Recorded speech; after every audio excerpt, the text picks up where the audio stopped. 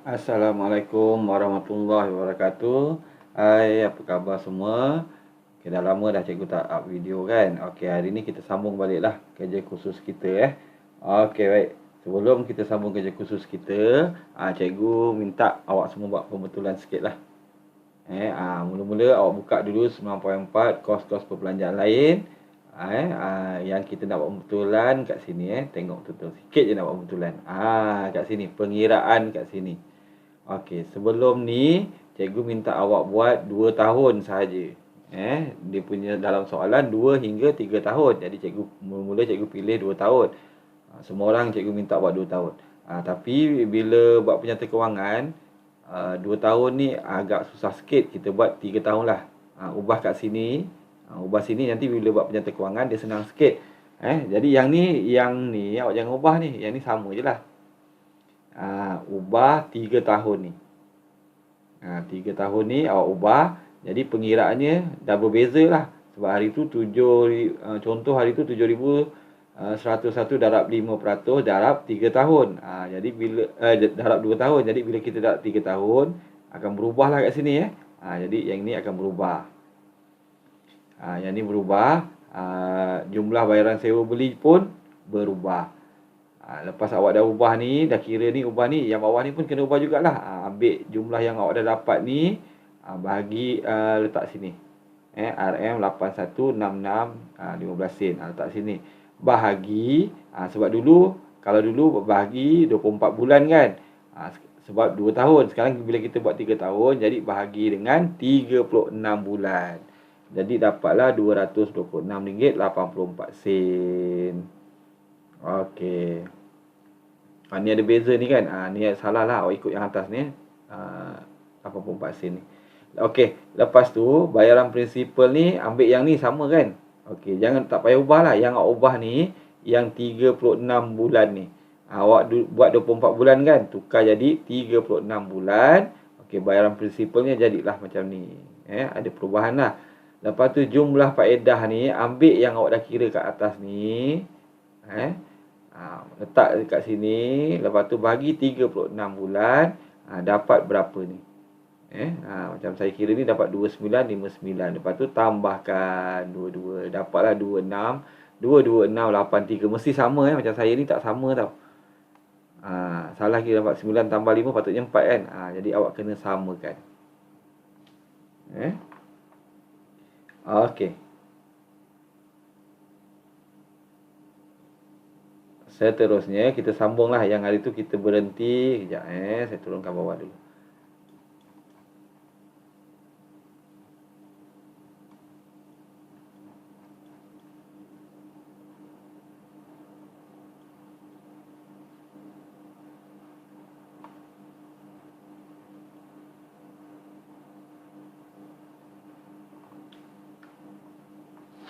Okey.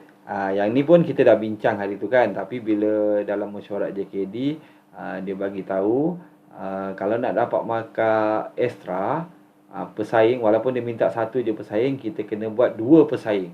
Jadi saya dah ubahlah jadual ni, awak tengok Yang ayat-ayat tu saya dah buang sebab nanti tak muat kan. Jadi saya buat simple je. Pesaing yang terdapat di sekitar sasaran pasaran ND Cleaning Services ialah awak letak 2 pesaing. Reka nama 2 pesaing. Lepas tu kita buat jadual kekuatan dan kelemahan pesaing utama kita. Yang ni awak dah buat dah hari tu, tapi satu pesaing je. Ni contoh macam mana kalau cikgu kita buat jadi ada pesaing ni ada 2. Hari tu kita buat satu pesaing je kan. Okey, ni saya dah tambah. Tapi sebenarnya yang kat dalam ni semuanya sama tau. Lebih kurang je. Awak tengok ni kan. Lebih kurang je macam yang hari tu. Cuma ada saya kurangkan sikit, saya tambahkan sini sebab banyak dah tambah lagi satu pesaing kan. Yang ni perubahan kat sini. Tengok macam yang saya buat ni kan. Ni boleh jadikan contoh. Yang ni sama kekal lah. Yang awak dah buat ni tak payah ubah lah. Untuk perniagaan awak ni, awak tak payah ubah. Yang kita nak ubah hanyalah pesaing ni. Sebab dah tambah satu pesaing. Nanti pun bila kita buat catapai pun dia nampak lebih cantik lah. Sebab bahagi 3 kan. Berbanding dengan bahagi 2. Okey. Selain tu perubahan lain ada tak lagi? Yang ni hari tu cikgu minta awak buat huraian sendiri kan. Okey. Satu lagi, bila dah ada 3 pesaing, perbandingannya pun bila dah ada 2 pesaing, perbandingannya pun dah jadi 3 lah macam ni. Kita punya dan 2 pesaing.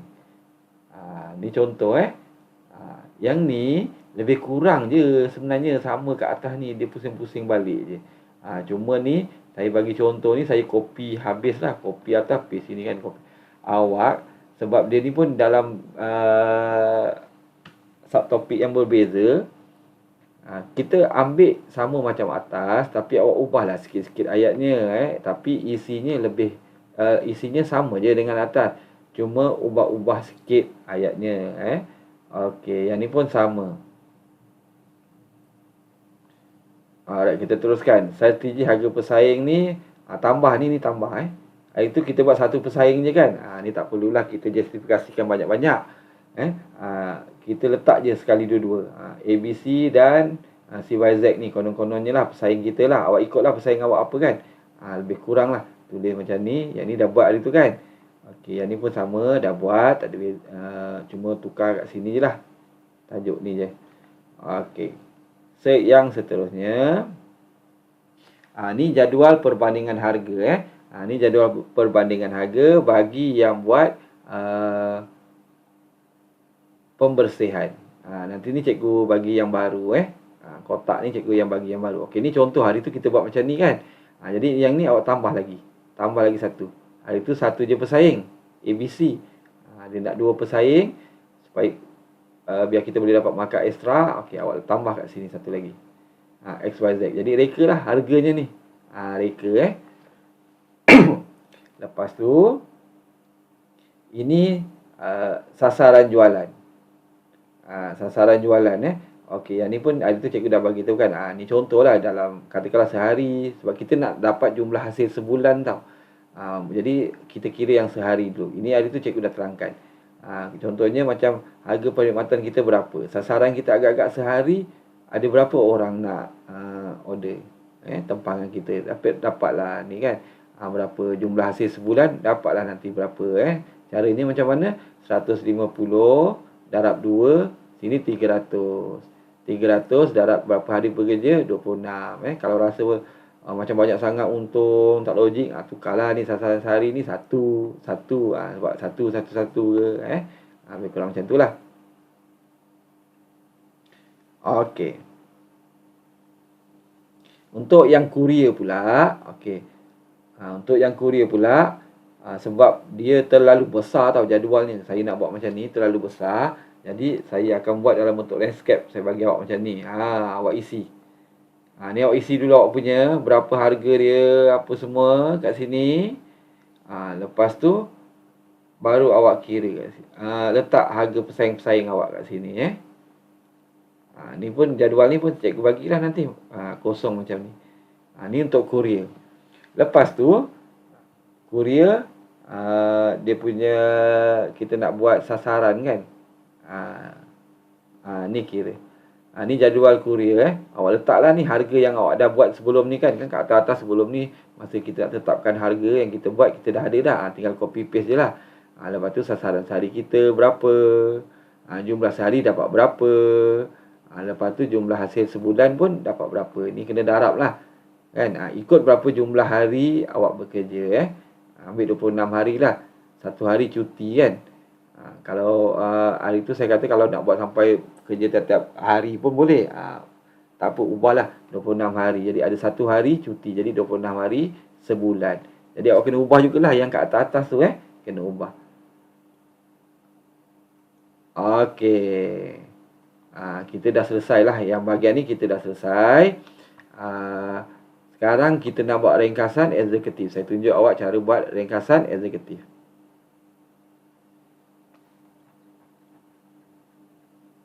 Okey, ni contoh saya buat ringkasan eksekutif.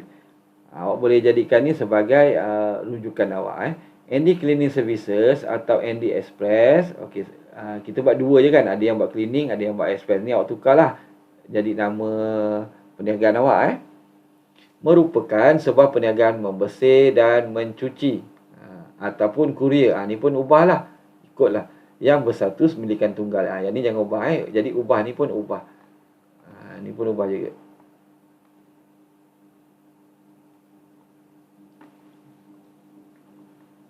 Perniagaan ini menjalankan perniagaan yang menyediakan perkhidmatan pembersihan kediaman dan pejabat atau kurier di sekitar daerah keluar. Yang ni pun ubah.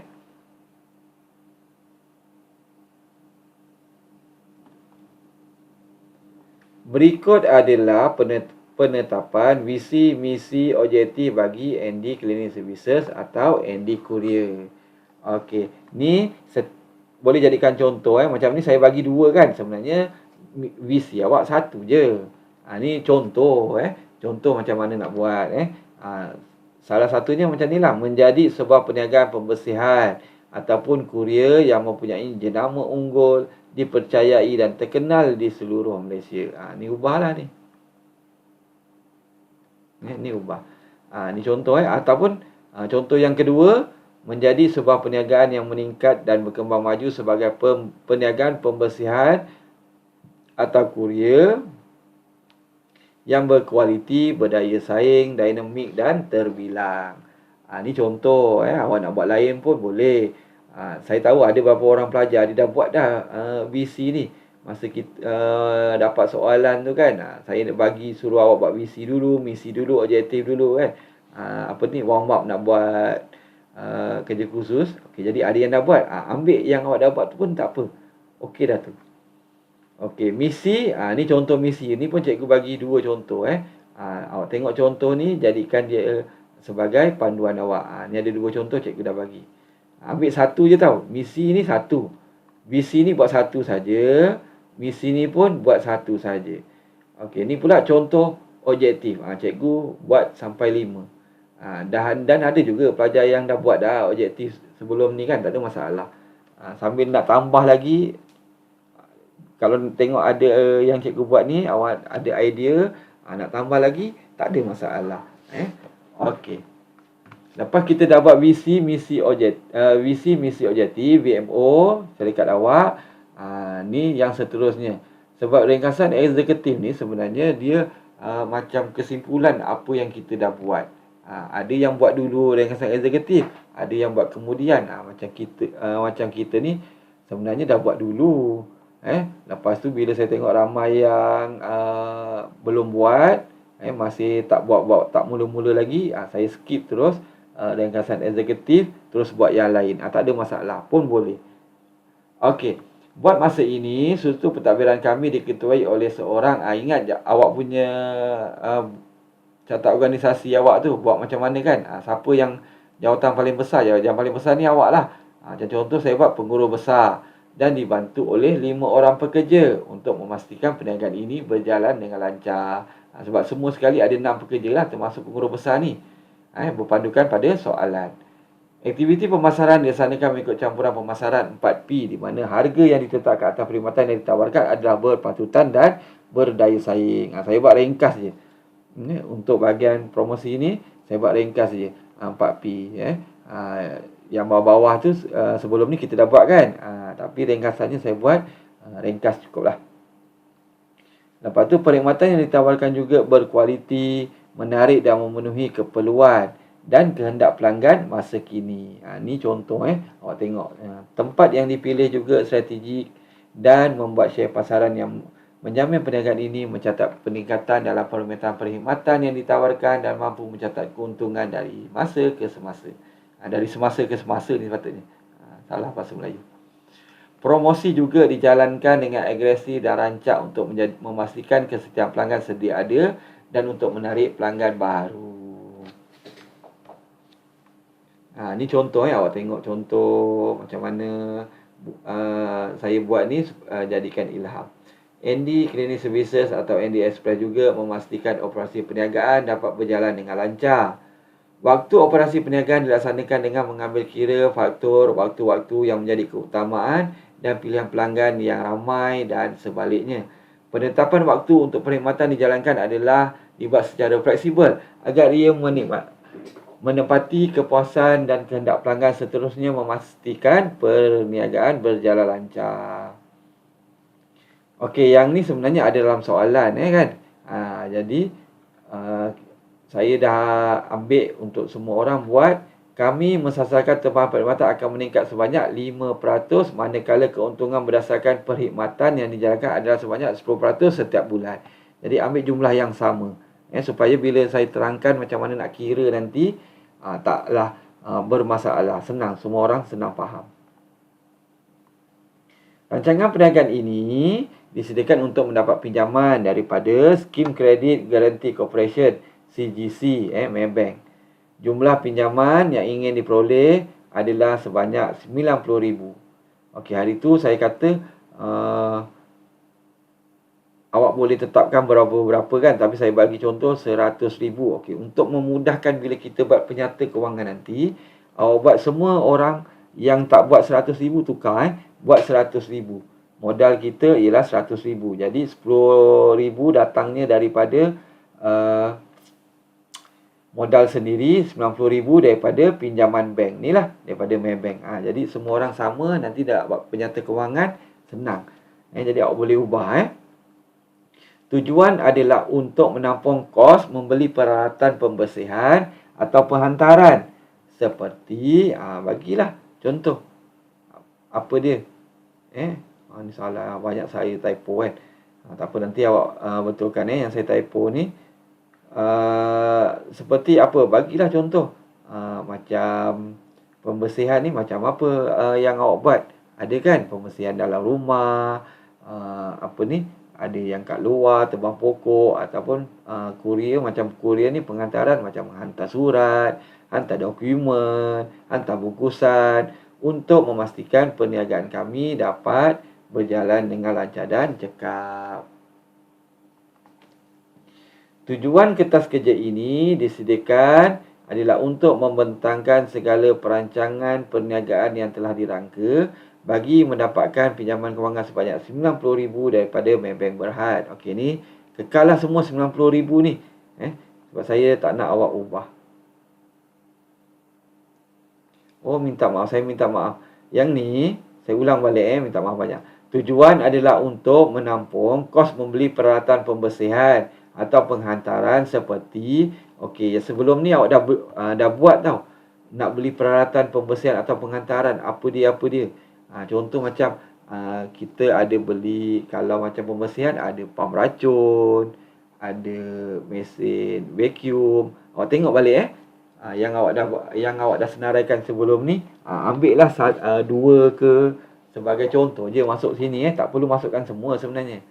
Sebab ini ialah kesimpulan saja. Ringkasan eksekutif ni ringkasan lah. Yang detail kita dah tunjukkan dekat belakang tadi. Pinjaman ini, ni semua sama lah. Ubah-ubah sikit je lah ayatnya. Settle ringkasan eksekutif. Dah tak banyak dah. Untuk penyata kewangan, sebab kita dah tak lama lagi kita akan bersemuka. Sebab itu saya dah lama tak up video. Saya kasih awak peluang untuk terus buat. Bila kita bersemuka nanti, saya akan terus bincang penyata kewangan. Sebab penyata kewangan ni lebih mudah kalau saya tunjukkan secara bersemuka. Jadi, mana-mana pelajar yang masih tertinggal, cuba catch up dengan cepat. Sebelum kita bersemuka pada hari Ahad nanti.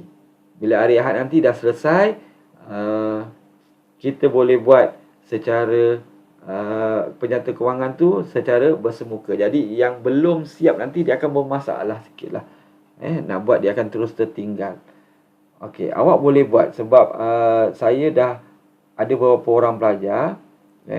Saya panggil berjumpa dengan saya, buat secara personal. Memang sekali menghadap tu, tapi ambil masa tanpa henti dalam 2 jam setengah gitulah buat. Memang terus boleh buat banyak. Memang terus boleh buat sebenarnya banyak. Cuma mungkin bila awak buat sendiri tu awak kurang fokus. Banyak gangguan dekat rumah. Cuba ambil masa fokus untuk buat.